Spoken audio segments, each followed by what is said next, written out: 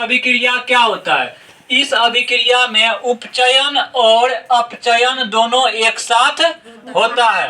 Redux अभिक्रिया को समझने के लिए आपको पहले समझना पड़ेगा कि उपचयन क्या होता है और अपचयन क्या होता है। ऑक्सीजन की वृद्धि होती है या हाइड्रोजन की कमी होती है तो उपचयन, ऑक्सीजन की कमी होती है या हाइड्रोजन की वृद्धि होती है तो अपचयन। तो वैसी अभिक्रिया जिसमें कि उपचयन और अपचयन दोनों साथ साथ होता है उस अभिक्रिया को क्या बोलते हैं? रेडक्स अभिक्रिया।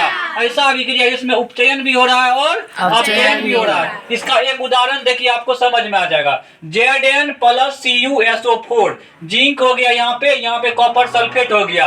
अभिक्रिया कराने के बाद क्या बनता है देखिए प्रतिफल में, ZnSO4 plus Cu, zinc sulphate plus इधर कॉपर। समझे बात को? अब देखिए क्या हुआ यहाँ पे, एक तरह से आप इसको अगर बोलिएगा तो विस्थापन अभिक्रिया भी बोल सकते हैं। समझे बात को? क्योंकि देखिए यहाँ पे जिंक जो है कॉपर को हटा दिया है, जिंक कॉपर को विस्थापित कर दिया है ना। यहाँ पे दोनों दोस्त था, जिंक इधर से आया, देखल नहीं गया, दोस्त को भगा दिया, उसके जगह पे अपना बैठ गया। तो विस्थापन अभिक्रिया भी बोल सकते हैं ना। यहाँ पे देखिए क्या हुआ है, यहाँ पे जिंक में ऑक्सीजन है नहीं है, ऑक्सीजन है नहीं है। इधर आके इस लाइन को देखिए, इस लाइन को देखिए, इस लाइन को, यहाँ पे जिंक में ऑक्सीजन आ गया है, ऑक्सीजन की वृद्धि हुई।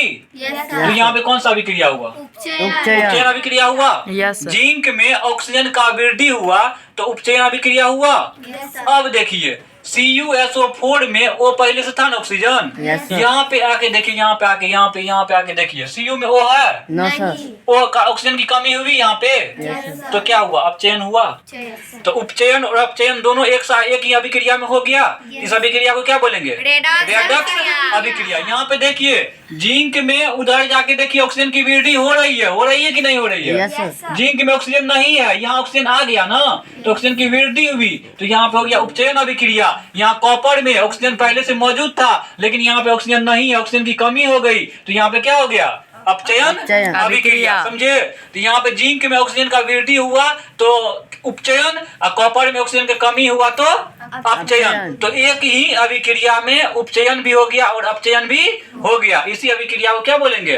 रेडक्स अभिक्रिया। इसका एक और उदाहरण देखिए, CuO कॉपर ऑक्साइड और यहाँ पे हाइड्रोजन का जब अभिक्रिया होता है उसमें दिया जाता है तो यहाँ Cu अलग, H2O अलग। अब यहाँ पे देखिए क्या होता है, यहाँ पे हाइड्रोजन जो है, हाइड्रोजन यहाँ पे अकेला है। यहाँ पे देखिए हाइड्रोजन में कौन सी बढ़ गया? ऑक्सीजन। क्या बढ़ गया? ऑक्सीजन। तो हाइड्रोजन में ऑक्सीजन की वृद्धि हुई तो यहाँ पे कौन सा अभिक्रिया होगा?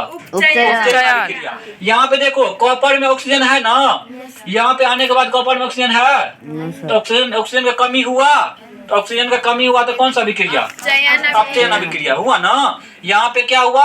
हाइड्रोजन में ऑक्सीजन का वृद्धि हो गया तो उपचयन अभिक्रिया, यहाँ पे कॉपर में ऑक्सीजन का कमी हो गया तो अपचयन अभिक्रिया। तो उपचयन और अपचयन दोनों एक ही अभिक्रिया में हो गया।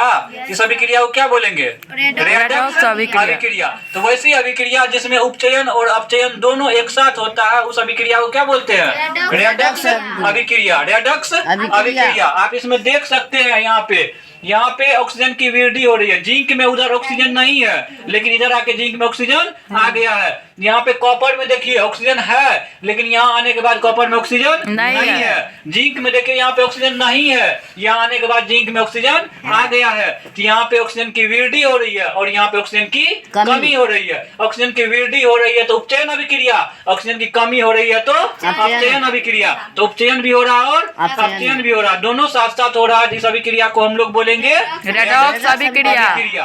आपका सारा अभिक्रिया